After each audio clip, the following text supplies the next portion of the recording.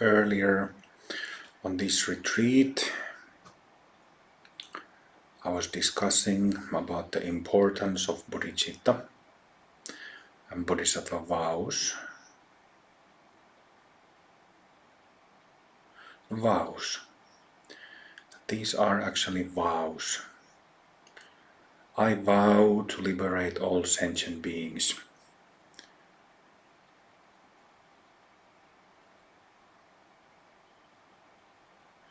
The meaning of that sentence is deep, complete, thorough.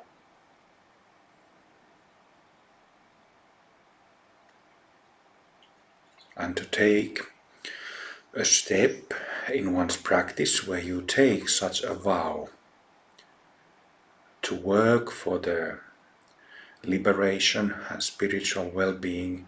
Can you switch off the audio? Just turn it down.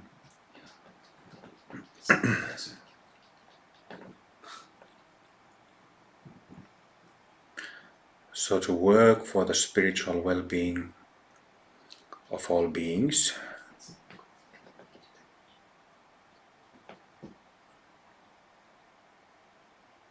is both serious, but it is liberating, freeing for us, ourselves, and others.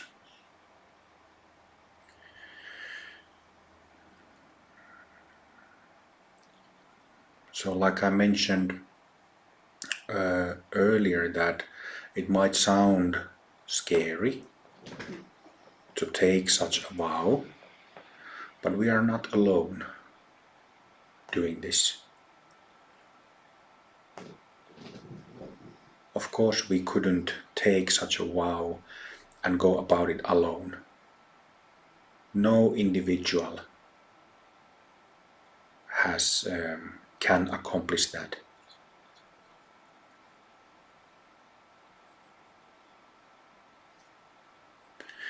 So we have many bodhisattvas, those who have taken bodhisattva vows.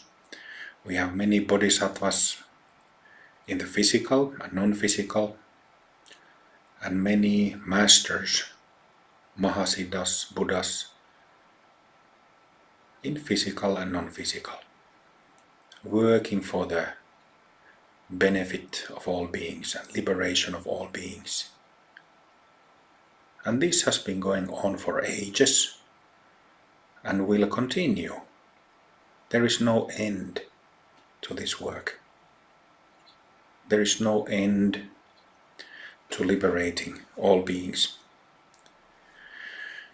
And this might also sound scary.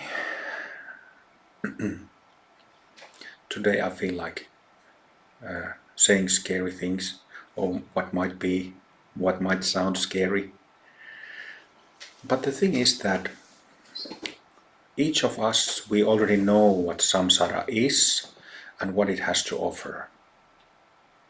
We know what samsara is inside our hearts and heads, in our minds. And the world, how it is like, the world outside, this samsaric realm on earth, and how other, like non-physical samsaric realms, they will definitely have same feel, same quality as this one. Pain, confusion, endless suffering, conflicts after conflicts, illness.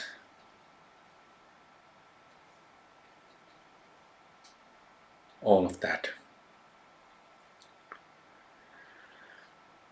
So when we take bodhisattva vows, and when we take refuge, in the case of Amrita Mandala, to 5 jewels, Guru,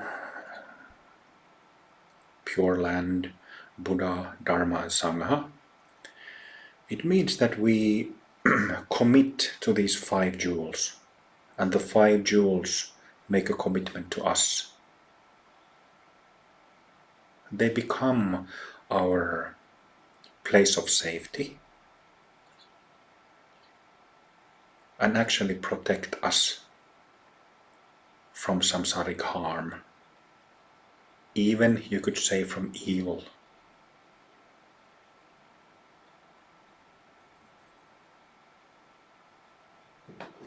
It is simply the case that practitioners of Dharma, and by Dharma I don't mean only Buddhism, I mean any type of spiritual or religious practice that comes from a place of sincerity and where there is genuine, pure energy, pure blessings involved. Any type of contemplative or religious practice does create a protective field. If we learn, meet and study about practitioners of Dharma, we can see that practitioners aren't different types of difficulties, problems, illnesses. They are less in the lives of practitioners.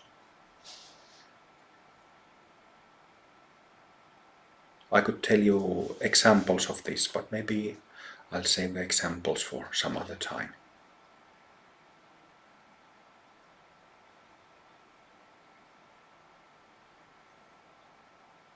And of course, such a protective, I wouldn't want to say protective shield, because it's not a shield, but it's like a protective energy around us for those who take refuge and practice, that allows us to have easier and safer lives, more stable lives. And what is very important, allows us to have more time for practice.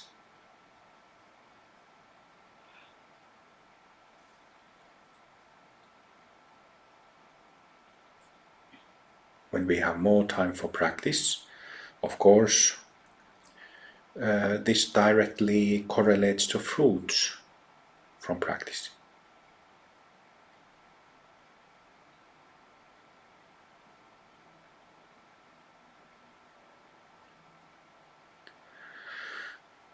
When we talk about Mahayana Dharma, so the way how we practice in Amrita Mandala is that we have the theoretical theoretical setup, theoretical paradigm comes from Mahayana Buddhism. The view of emptiness, compassion and bodhicitta. Those 3.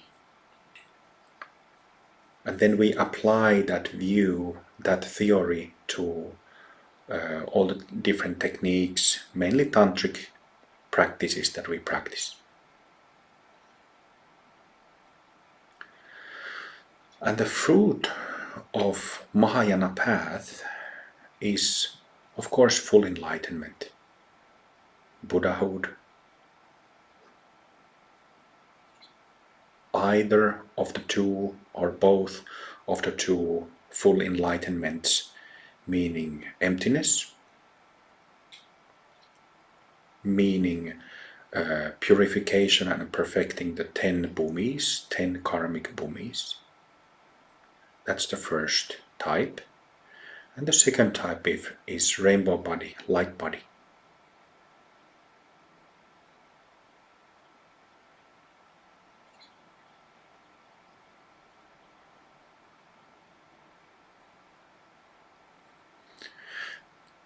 When we talk about full enlightenment and bodhisattva vows, we can, like we have seen in our Sangha members, within a very short time, people can reach the realization of emptiness in a matter of few years on average. And then it remains to be seen in few years from now how it will be with the second type of full enlightenment, light body, rainbow body. What will be the time frame of that? So we keep working, we keep practicing tantric yoga until we reach those points, those stages, those accomplishments.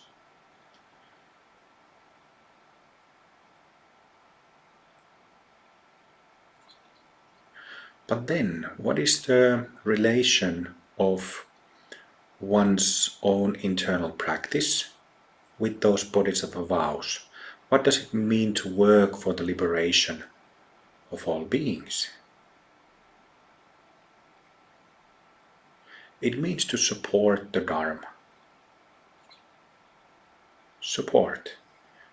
To create and help create opportunities where Dharma can be shared, where teachings such as the ones this weekend can be shared with others.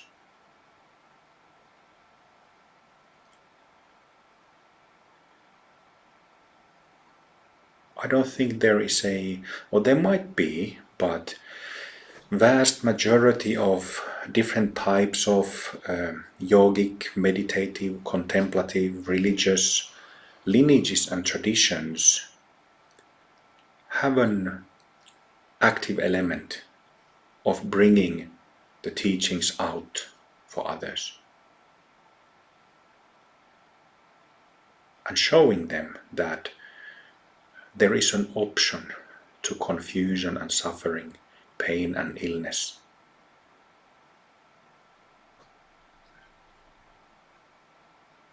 Each one of us, you and me, found Dharma because there is compassion, bodhicitta. My teachers weren't secretive and they didn't keep Dharma to themselves. They, extended their arm and hand out, offering their help. I have done the same, and my students are to do the same.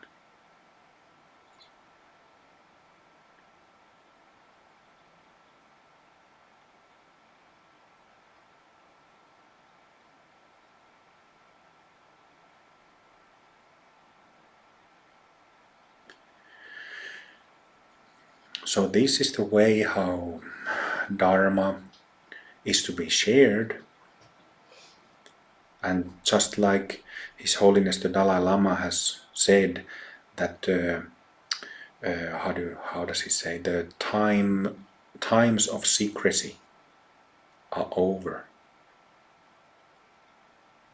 There is so much suffering and confusion in the world that we also as practitioners, teachers, we need to try to bring true peace to the world.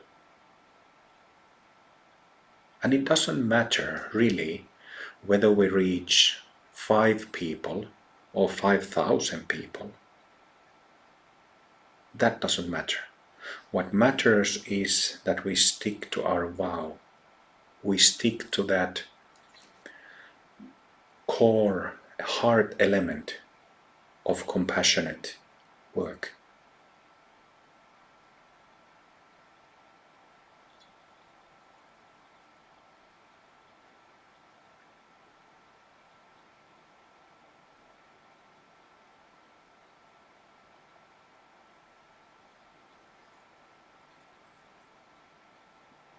Whether we reach 5 people or 5,000 people,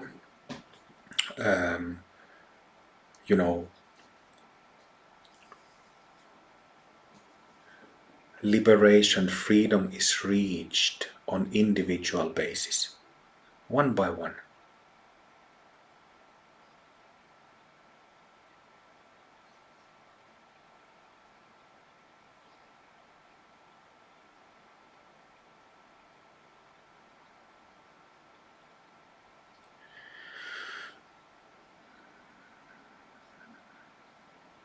So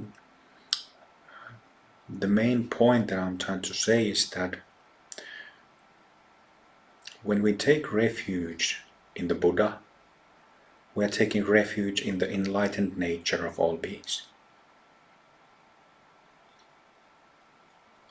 That basic space that I've been talking about this weekend, on all other weekends, we take refuge in that basic nature. That is our basic nature and everybody else's basic nature. When I talk about Buddha nature or basic nature that are Buddhist terms, we shouldn't be confused that this is somehow sectarian, like a limited way of looking at it. We are only using those terms, but everybody else has the same nature. Call it Buddha nature, Christ nature, Krishna nature, God. Same. From the perspective of experience, it is same.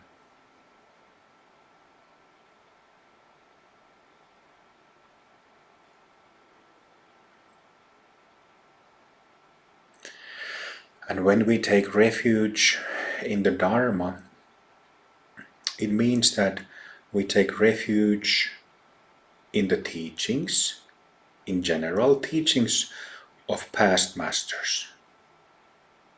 In Amrita Mandala we have the so-called Mahasiddha family, where there are many masters, great Mahasiddhas from Hindu tradition, Buddhist tradition, even Taoist tradition, Christian.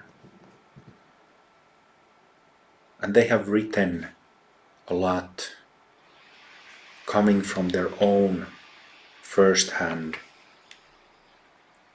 enlightenment. So those teachings are the Dharma that we take refuge. Then in particular to Amrita Mandala method and Sangha, we take refuge to the teachings that our teachers give us. Practices, prayers, vows, mantras, the energy that is brought about through these practices, taking refuge in that pure energy transmitted through the teachings of the lineage. That reveals our own basic nature.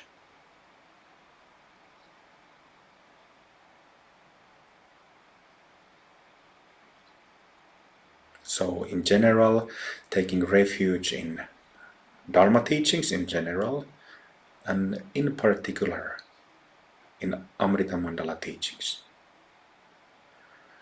And please, like I have so many times said, don't be fan of the teachings. Don't, figuratively speaking, put the books of our teachings on an altar and just bow to those books without ever studying them. Don't be a fan in that way.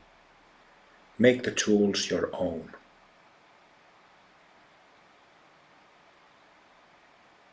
Embody the teachings, embody the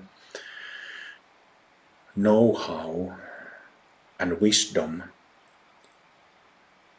in the teachings through your own experience. Learn the 13 bhumis, learn to read the bhumis, learn to use 13 bhumi model, our path map.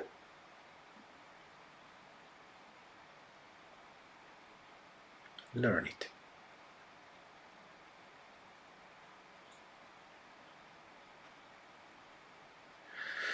When we take refuge in the Sangha, we take refuge in the company of masters, Mahasiddhas.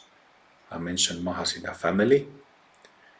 In our lineage, we have teachers, we have Sangha members, who are those people who are on the same path, making the same journey.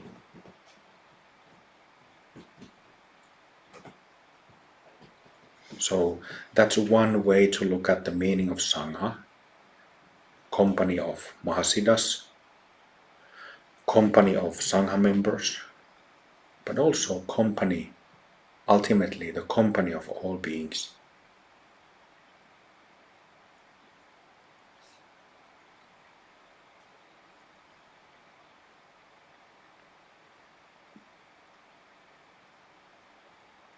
All beings.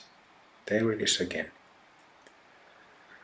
There is no Mahayana path without all beings. There is no Mahayana path and no real understanding of Mahayana Dharma without that active element that goes outwards to others.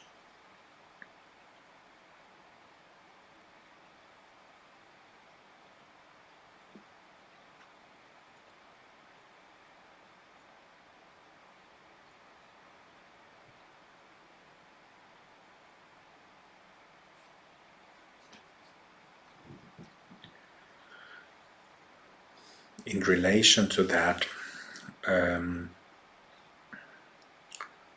we have started in our Sangha this partially online, partially live project called Yogis on Display. Today I posted my last picture, #Yogis on Display, which came from my observations and my concern about Dharma's future in the West. Because most Westerners keep their practice secret. So I had the idea that one way to let people of our culture, Western culture, know about such a concept, such a thing as meditation, contemplation, internal practice, is to go to public places and practice there so that people can see you.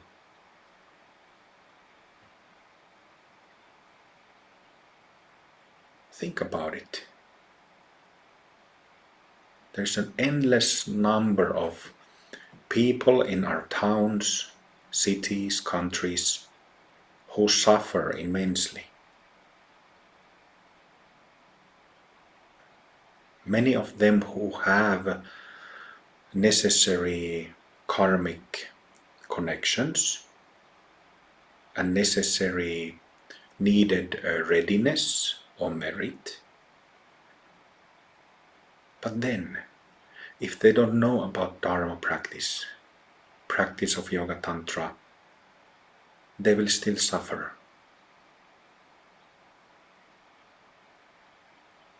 They will still be trapped in samsara.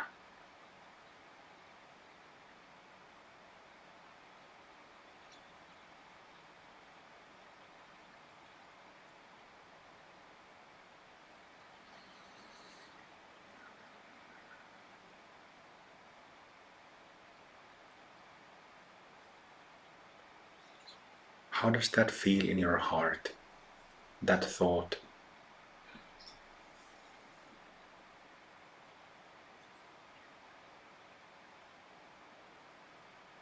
Would you be indifferent to the fact that, okay, well, I have Dharma. If people in the building or in the town, in the city where you live at don't, well, tough luck, then they don't have Dharma.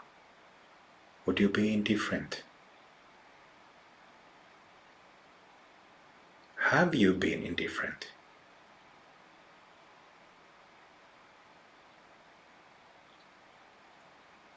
What will be your merit in 100 years from now?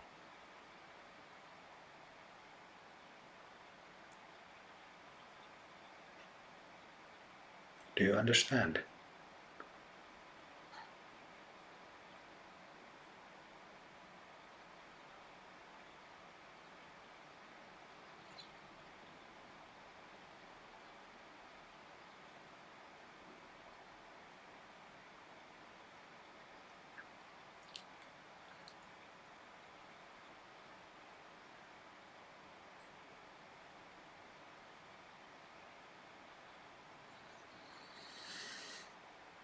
So I don't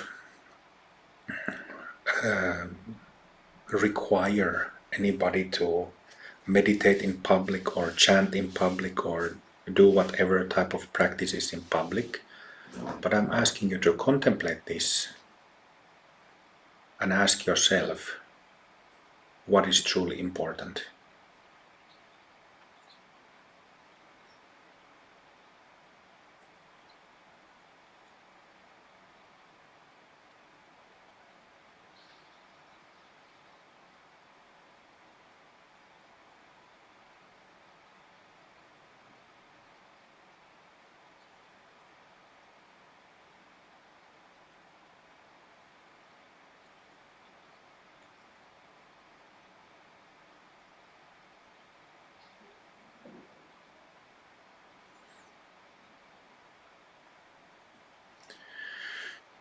So we have 5 jewels. I just spoke of the 3 commonly known jewels or sources of refuge: Buddha, Dharma, Sangha.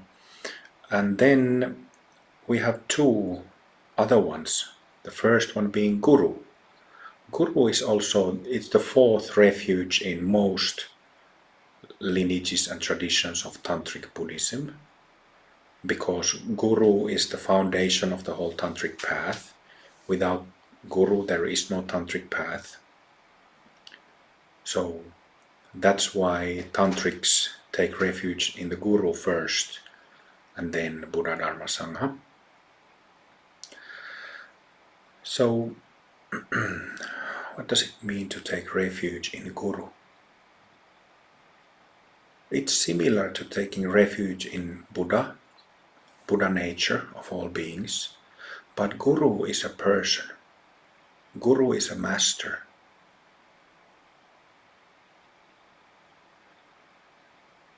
Behind me there is a statue of Guru Padmasambhava and Yeshe Tsogyal.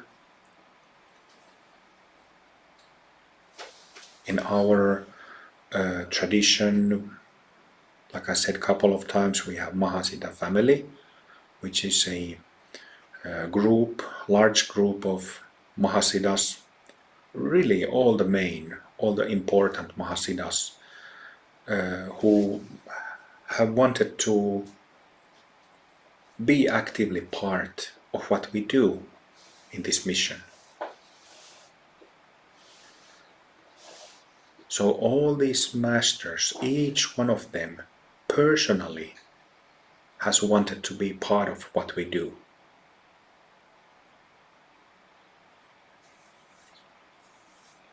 They have wanted to be part of this.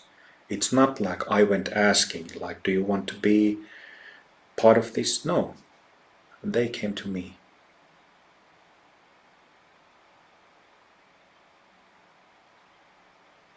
And then, out of that family of masters, we have about a handful masters who have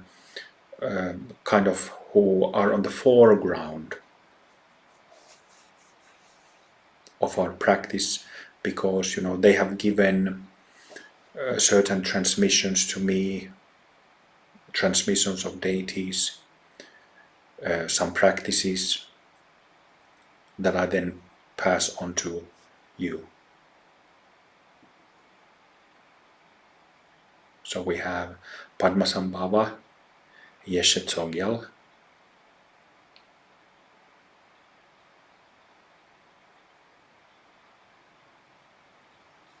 the main masters of the Buddhist tradition, from the Buddhist side of Dharma.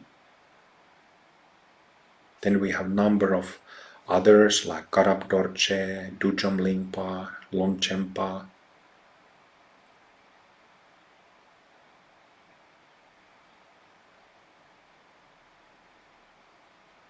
Who also have a foreground seats.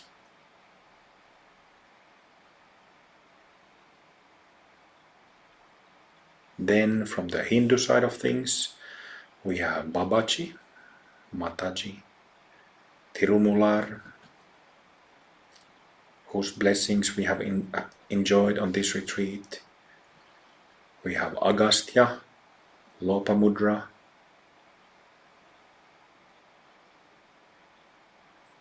these really great timeless masters who've had a lot of impact, huge impact on the world, spiritual culture of the world.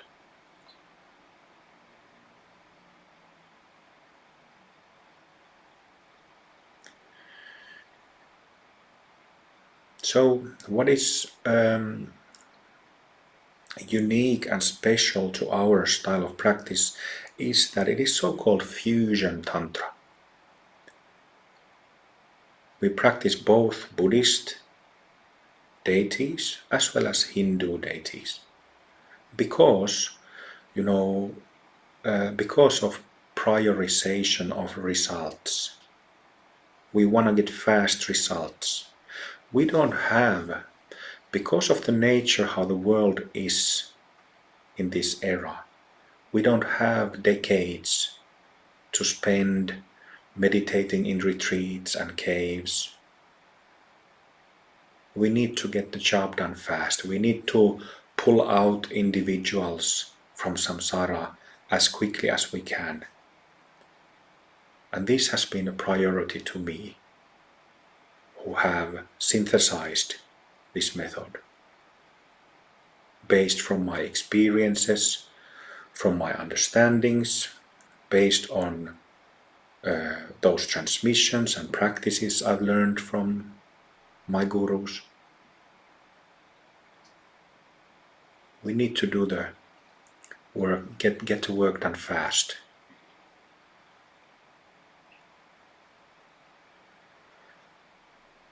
So when we take refuge to a guru, it's a deep heart connection with a certain master or a group of masters.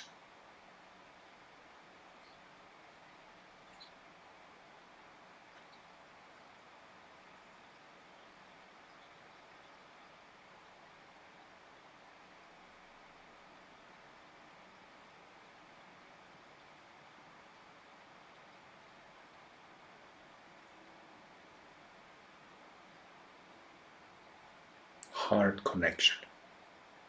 I take refuge. It means that I trust you. I trust my heart. I trust my life.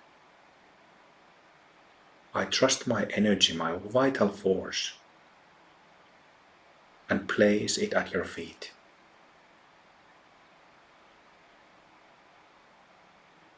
Taking refuge, finding a safe place at the feet of the Guru.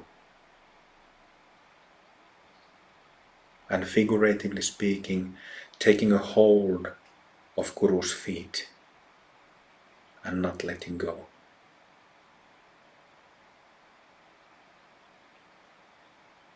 Head bowed down.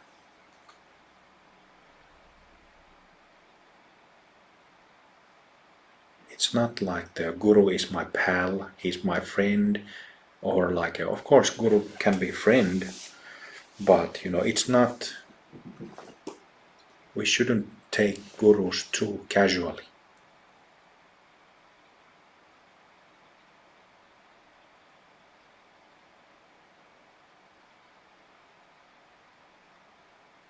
Because this is about life. This is about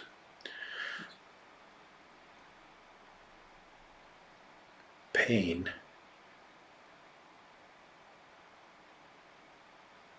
and confusion or freedom. This is not a matter to be taken casually.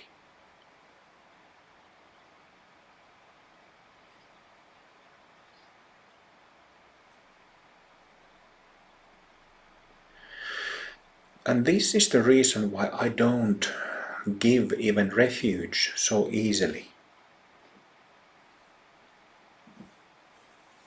Sometimes people have asked me can I take refuge on my first retreat? They've heard about refuge and they would like to take refuge. And I know that some teachers, some traditions do give refuge like that, but I don't. We don't in our tradition. Because you have to know what it is. You have to have solid experience, that you know through experience what refuge is. We are talking about serious matters, important matters.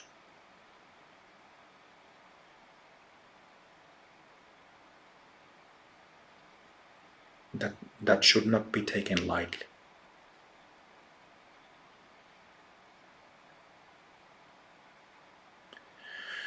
And I know on behalf of Guru Padmasambhava and all those other gurus that I mentioned, my masters, that they are quite old school. You know, if you say one thing and do different thing, they, like me also, if my students say one thing and do another thing, you know how it affects.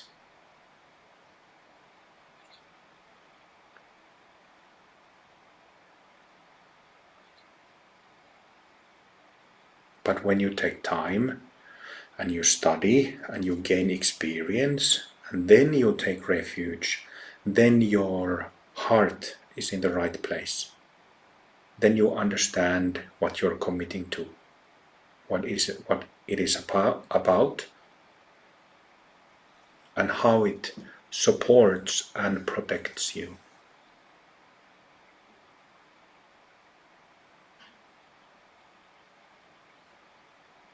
It is like we can compare that without refuge, without spiritual refuge, it is like standing out in the rain, pouring rain. But when you take refuge, it is like coming under a guru's umbrella.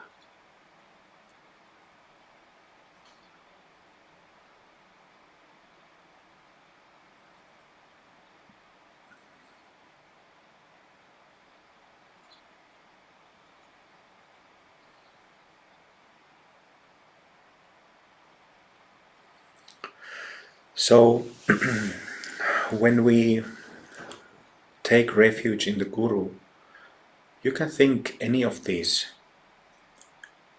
I said that there are masters in the foreground. You can think of any of those masters, or all of them.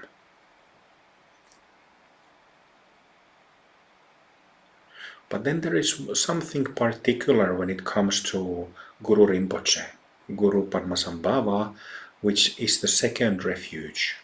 I take refuge in his, Guru Rinpoche's, Pure Land.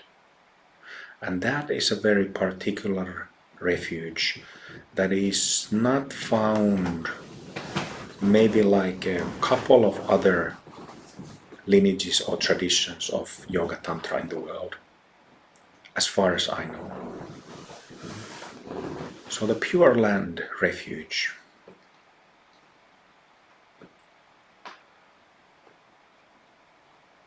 You know, pure lands are, some of you might have, well, of course, we all have been in big churches or cathedrals. Some of you might have visited monasteries in East or West. Some of you might have visited ashrams, residential training centers. And Pure Land is a little bit like that. It's like a training center, a temple, monastery, ashram.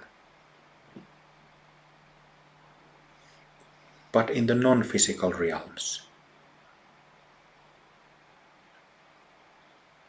So there are many Pure Lands.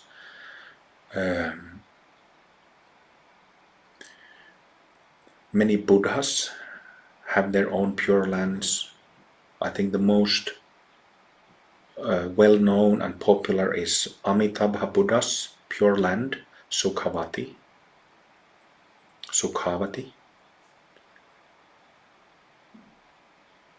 But then there are many others.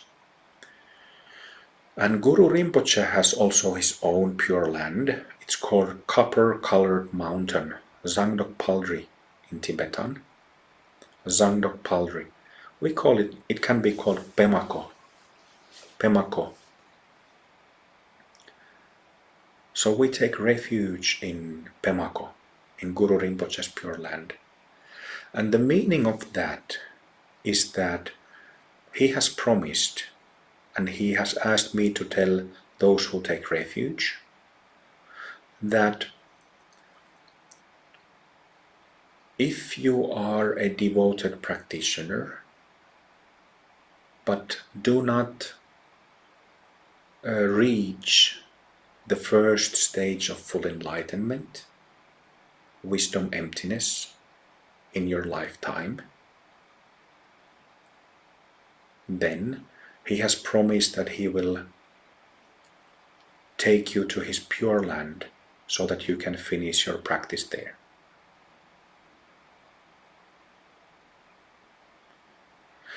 If you are unfamiliar with this whole concept of Pure Lands, then this might not mean much to you. So let's think about this, what it means, what this promise means. I've seen it myself with my friends who I trained with back in the day. I've seen monks, Buddhist monks, who practiced all their life, get lost immediately after they pass away.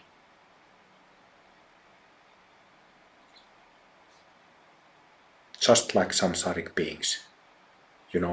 When many people, when they die, their souls or spirits, their mind streams just is ejected out of the body, and they are lost on the mercy of their karma and other factors. And as a consequence, such souls, spirits, mind streams can end up in strange places. And then, of course, there's also the matter of rebirth, reincarnation. That, if you don't have protection, if you don't have clarity of mind after you pass away, your karma throws you somewhere and forces you to take rebirth again. Might be fortunate circumstances, might be unfortunate circumstances.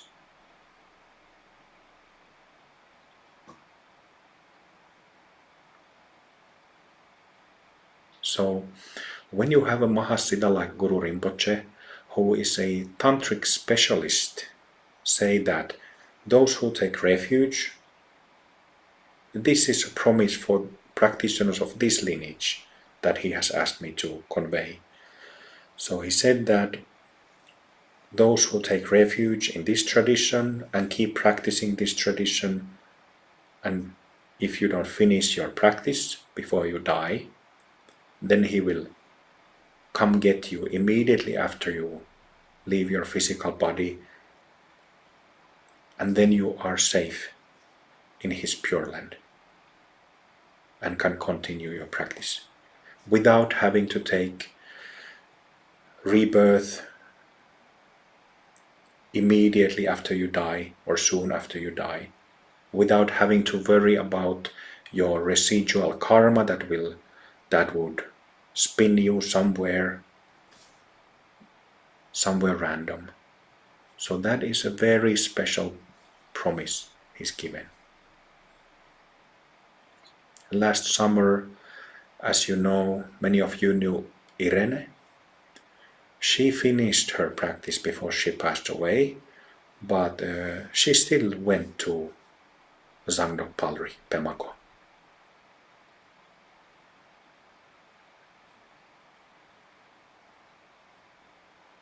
I'm sure many of you witnessed and observed as this happened when she left her body. So those are the 5 refuges: Guru, his pure land, Buddha, Dharma, Sangha. Refuge.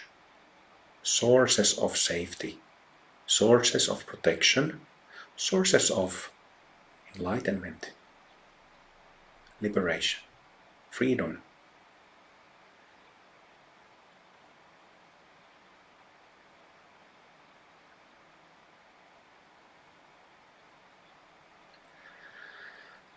So as we can feel together this moment, and in so many moments when we practice together, we experience, we feel, we recognize something that is real. Our basic nature is real, and blessings are real. They are not imaginary. They are felt in our skin, in our heart, in our minds. They are felt.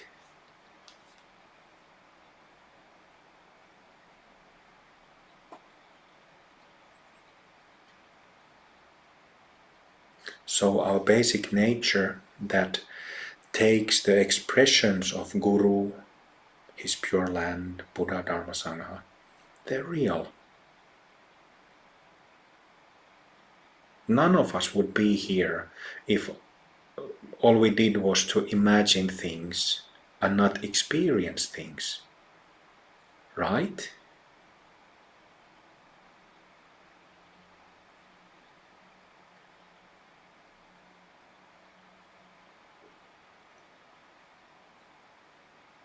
So when we speak of the protective field or the protection given by refuge, it is also real. Maybe some of you have seen this already in your life,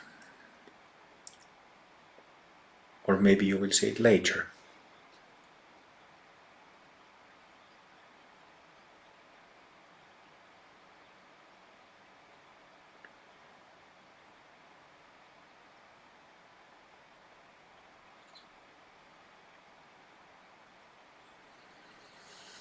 So I'm glad that we have 4 people today taking refuge. Who was it for? Let me check. Can you please put your hand up again, those who are taking refuge? Those who have practiced at least for a year? Okay, yes, 4. Yes, good. So I'm glad you've come to this point. And I should also say that,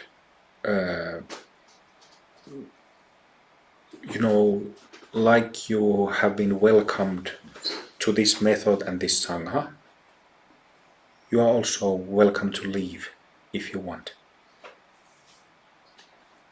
If at any point you don't feel like doing these practices anymore, being in this Sangha, you are completely free to go. Okay? So, a little bit about the refuge ceremony. We have our ceremony master, Amrita, who will do the chanting. So what will be chanted is the basic vows and basic prayers in that order, but the amount of repetitions will be 3 times more with each. Vows 3 times, relative refuge 3 times, absolute refuge 3 times, and so on. So you just keep chanting with Karl, with Simha. But then those of you who are taking refuge, and if you have taken refuge before, you don't need to take it again. You know, like you don't need to cut your hair. I don't need to say a prayer on your behalf because you've already done it.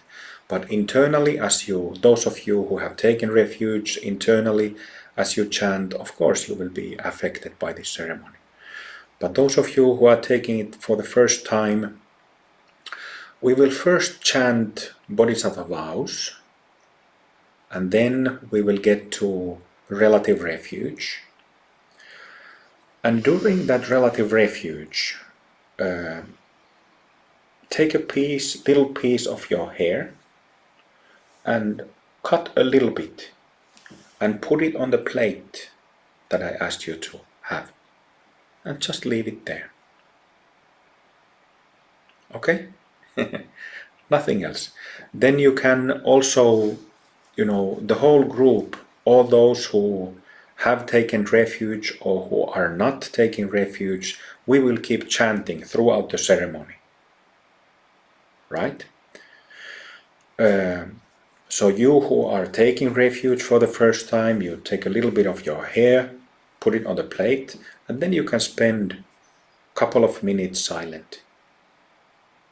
If there is some prayers you want to say, if there is something you want to say in front of Guru Rinpoche, in front of Mahasiddha family, you can do that for a couple of minutes before you come back to chanting. Is that clear? Is it clear what we will do? Any questions?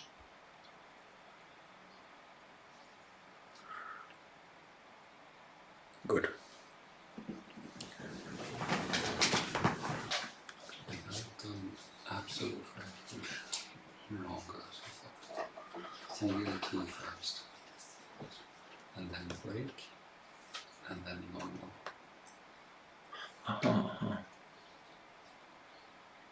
Let's see. We might do long.